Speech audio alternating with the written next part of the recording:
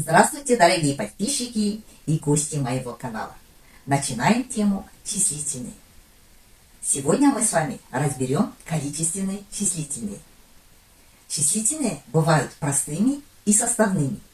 Сначала давайте посмотрим простые числительные. Для этого нам достаточно запомнить числа от единицы до 10. 1, 2, 3, 4, 5, 6, 7, 8, 9, 10. После этого нам надо запомнить полные десятки.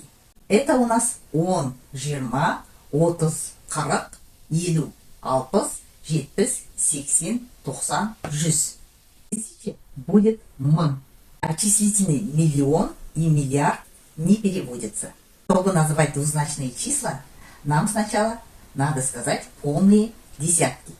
Потом к ним прибавлять единицы.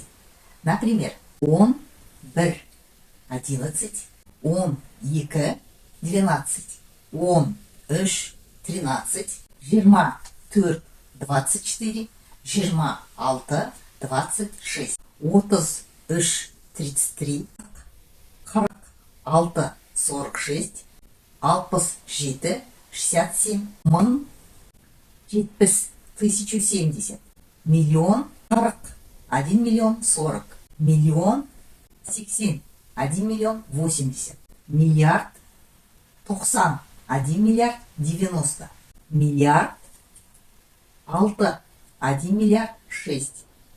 Давайте разберем еще несколько примеров. Мың 200, 1200, 2300, 2300, мың 210, 1210, 3121, 3121, миллион 300 мың 210, миллион 300 тысяч 210. На этом мы сегодняшний урок завершаем, а в следующий раз мы продолжим тему числительные. Поэтому не пропускайте уроки, подписывайтесь на канал и до следующей встречи.